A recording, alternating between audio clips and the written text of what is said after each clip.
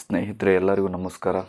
ಎಲ್ಲರಿಗೂ ಶುಭ ಸಂಜೆ ಕೂಡ ಅಂತ ಹೇಳ್ತೀನಿ. ಸ್ನೇಹಿತರೆ, ಇದೊಂದು ಹೊಸ ಪ್ರೊಫೈಲ್. ಆದಷ್ಟು ವಿಡಿಯೋನ ಪೂರ್ತಿಯಾಗಿ ನೋಡಿ ಮತ್ತು ಬೇರೆಯವರಿಗೆ ಶೇರ್ ಮಾಡಿ ಅಂತ ಹೇಳ್ತೀನಿ. ಸ್ನೇಹಿತರೆ, ಹೆಸರು ದಿವ್ಯಾ ಶೆಟ್ಟಿ, ವಯಸ್ಸು 34 ವರ್ಷ, ಎತ್ತರ 5 ಅಡಿ 5 ಇಂಚು, ವಾಸಸ್ಥಳ ಬೆಂಗಳೂರು, ಶಿಕ್ಷಣ MBA, ವೃತ್ತಿ ದೊಡ್ಡ shopping business owner, clothing and life style stores ಅಂತ ಹೇಳಿದ್ದಾರೆ. ಮಕ್ಕಳು ಇಲ್ಲ, ವಿದ್ವೆ ಅಂತ ಕೂಡ ಹೇಳಿದ್ದಾರೆ. ಸ್ನೇಹಿತರೆ, ನೀವು ನೋಡ್ಬೋದು, ತುಂಬ ಒಳ್ಳೆ ಪ್ರೊಫೈಲ್ ಕೂಡ, ತುಂಬ ಚೆನ್ನಾಗಿರೋ ಪ್ರೊಫೈಲು, ತುಂಬ ಸುಂದರವಾಗಿ ಕೂಡ ಇವರಿದ್ದಾರೆ. ಆದಷ್ಟು ವಿಡಿಯೋನ ಪೂರ್ತಿಯಾಗಿ ನೋಡಿ ಮತ್ತು ಬೇರೆಯವರಿಗೆ ಶೇರ್ ಮಾಡಿ ಅಂತ ಹೇಳ್ತೀನಿ. ಸ್ನೇಹಿತರೆ, ವ್ಯಕ್ತಿತ್ವ ದಿವ್ಯ ಒಂದು ಶಾಂತಿ, ಆತ್ಮವಿಶ್ವಾಸ ಮತ್ತು ಪರಿಶ್ರಮಿ ಮಹಿಳೆ. ಜೀವನದಲ್ಲಿ ಎದುರಾದ ನೋವುಗಳು ಅವಳನ್ನು ಮುರಿಯಲಿಲ್ಲ, ಇನ್ನೂ ಬಲವಾಗಿ ನಿಲ್ಲುವಂತೆ ಮಾಡಿವೆ. ಅವಳ ಹೇಳುವ ಮಾತು, ನೋವು ನನ್ನನ್ನು ಬಲಪಡಿಸಿತು, ನಾನು ಮತ್ತೆ ನಗುತ್ತಿದ್ದೇನೆ ಅಂತ ಕೂಡ ಹೇಳಿದ್ದಾರೆ. ಸ್ನೇಹಿತರೆ, ಯಾಕಂದರೆ ಪ್ರತಿಯೊಬ್ಬರಿಗೂ ಎಂತಿಂಥ ಯಾವುದೇ ಥರ ನೋವುಗಳು ಬಂದರೂ ನಾವು ಎದುರಿಸ್ಬೇಕನ್ನುವಂಥ ಶಕ್ತಿ, ತಾಳ್ಮೆ ಕೂಡ ನಮ್ಮ ಹತ್ರ ಇರಬೇಕಾಗುತ್ತೆ. ಅದನ್ನೇ ಅವರು ಹೇಳಿದ್ದಾರೆ. ಸ್ನೇಹಿತರೆ, ವ್ಯಾಪಾರ ಬಿಗ್ ಶಾಪಿಂಗ್ ಬಿಸ್ನೆಸ್. ದಿವ್ಯಾ ಬೆಂಗಳೂರಿನಲ್ಲಿ ಬಟ್ಟೆ ಅಂಗಡಿ ನಡೆಸುತ್ತಾಳೆ. 3 ದೊಡ್ಡ ಶೋರೂಮ್ಗಳು, 30 ಸಿಬ್ಬಂದಿ, daily 150 customers, online order, all India delivery ಅಂತ ಹೇಳಿದ್ದಾರೆ. ಇಂದು ಅವಳ ವ್ಯವಹಾರ ತಿಂಗಳಿಗೆ ಲಕ್ಷಾಂತರ ಆದಾಯ ತರುತ್ತಿದೆ ಅಂತ ಕೂಡ ಹೇಳಿದ್ದಾರೆ. ಸ್ನೇಹಿತರೆ, ಯಾಕಂದರೆ ಅವರು ಕಷ್ಟಪಟ್ಟು ಕಟ್ಟಿದಂಥ ಒಂದು ಸಾಧನೆ ಅಂತ ಹೇಳ್ತೀನಿ. ಸ್ನೇಹಿತರೆ, ಯಾಕಂದರೆ ಇದು ಅವರು ಕಷ್ಟ ಬಿದ್ದಿರೋದಕ್ಕೋಸ್ಕರ ಈ ಮಟ್ಟಕ್ಕೆ ಅವರು ಬೆಳೆದಿದ್ದಾರೆ ಅಂತ ಕೂಡ ಹೇಳಿದ್ದಾರೆ. ಆಸ್ತಿ ವಿವರ, ಕಾರ್ ಆ್ಯಂಡ್ ಹೌಸ್ ಅಂತ ಹೇಳಿದ್ದಾರೆ. Luxury car personal and business ಯೂಸ್ಗೆ ಮಾತ್ರ ಯೂಸ್ ಮಾಡ್ತಾರಂತೆ. ಹೌಸು ಸ್ವಂತ, premium 3 BHK apartment, value, modern design, peaceful area ಅಂತ ಹೇಳಿದ್ದಾರೆ.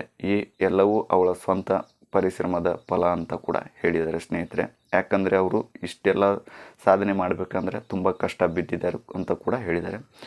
ದಿವ್ಯಾ ಶೆಟ್ಟಿ ಜೀವನದಲ್ಲಿ ಒಮ್ಮೆ ತುಂಬ ಸಂತೋಷವಾಗಿದ್ದಳು. ಪ್ರೀತಿಯ ಗಂಡ, ಸುಂದರ ಜೀವನ, ಭವಿಷ್ಯದ ದೊಡ್ಡ ಕನಸುಗಳು ಅಂತ ಕೂಡ ಹೇಳಿದ್ದಾರೆ. ಯಾಕಂದರೆ ಅವರ ಜೀವನದಲ್ಲಿ ಒಂದು ಕೆಟ್ಟ ಗಳಿಗೆ ಕೂಡ ಬಂದಿದೆ ಅಂತ ಕೂಡ ಹೇಳಿದ್ದಾರೆ. ಅದನ್ನು ನಾನು ನಿಮಗೆ ಪೂರ್ತಿಯಾಗಿ ಹೇಳ್ತೀನಿ.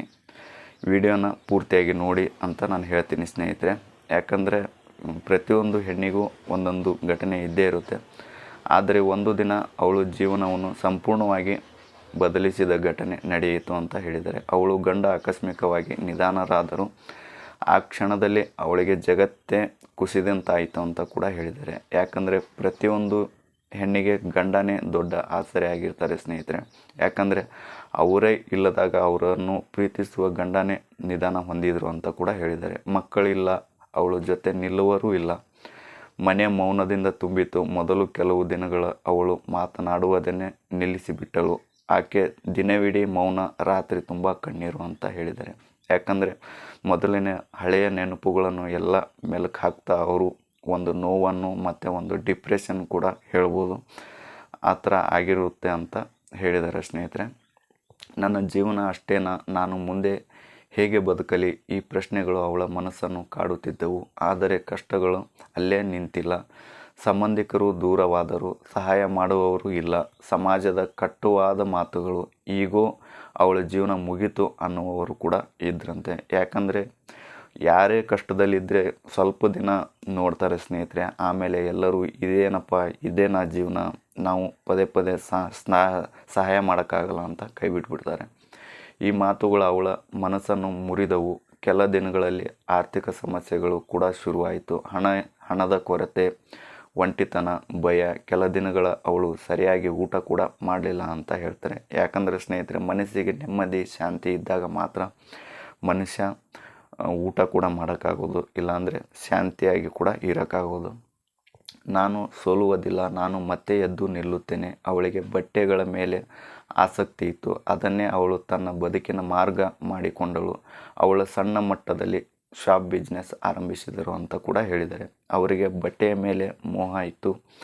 ಅದನ್ನೇ ಅವರು ಒಂದು ಬಟ್ಟೆ ವ್ಯಾಪಾರವನ್ನು ಯಾಕೆ ಮಾಡಬಾರ್ದು ಅಂತ ಆಯ್ಕೆಯನ್ನು ಕೂಡ ಮಾಡಿಕೊಂಡ್ರು ಅಂತ ಹೇಳಿದ್ದಾರೆ. ಸ್ನೇಹಿತರೆ, ಮೊದಲಿಗೆ 500,000 ಮಾರಾಟ ಮಾತ್ರ. ಕೆಲವು ದಿನಗಳಲ್ಲಿ ಗ್ರಾಹಕರು ಬರಲಿಲ್ಲ, ಆದರೂ ಅವಳು ಬಿಡಲಿಲ್ಲ. ಬೆಳಿಗ್ಗೆಯಿಂದ ರಾತ್ರಿ ತನಕ ಪರಿಶ್ರಮ, ನಿಷ್ಠೆ, ಧೈರ್ಯ, ನಿಧಾನವಾಗಿ ಜನರ ವಿಶ್ವಾಸ ಗೆದ್ದಳು ಅಂತ ಹೇಳಿದ್ದಾರೆ. ಯಾಕಂದರೆ ನಮಗೆ ಮೊದಲು ಕಸ್ಟಮರ್ ಬರಲ್ಲ, ವ್ಯಾಪಾರ ಕೂಡ ಆಗ್ತಾಯಿಲ್ಲ ಅಂತ ಅವರು ಯಾವತ್ತೂ ಹಿಂದೇಟು ಹಾಕಲಿಲ್ಲ ಅಂತ ಹೇಳಿದ್ದಾರೆ. ಯಾಕಂದರೆ ಸ್ವಲ್ಪ ನಿಧಾನವಾಗಿ ಜನರ ಮನಸ್ಸನ್ನು ಗೆದ್ದಾಗ ಮಾತ್ರ ಅವರು ಬೆಳೆಯೋಕ್ಕೆ ಸಾಧ್ಯ ಆಯಿತು ಅಂತ ಕೂಡ ಹೇಳಿದ್ದಾರೆ.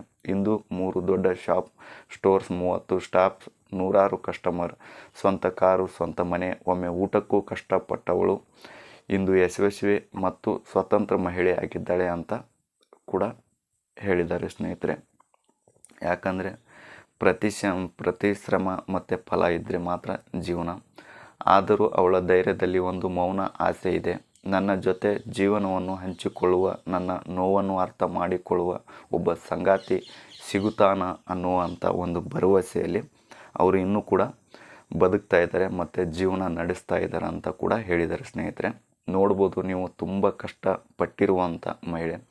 ಕಷ್ಟಗಳನ್ನು ನಮ್ಮನ್ನು ಮುರಿಯಲು ಬರುವುದಿಲ್ಲ, ಬಲಪಡಿಸಲು ಬರುತ್ತವೆ. ವಿಧವೆ ಮಹಿಳೆಗೆ ಸಹ ಮತ್ತೆ ಸಂತೋಷವಾಗಿ ಬದುಕುವ ಹಕ್ಕು ಇದೆ ಅಂತ ಹೇಳಿದ್ದಾರೆ. ಯಾಕಂದರೆ ಕಷ್ಟಗಳು ನಮಗೆ ಎದುರಾದಾಗ ನಮ್ಮನ್ನು ಬಲಪಡಿಸುತ್ತವೆ ಅಂತ ಹೇಳಿದ್ದಾರೆ.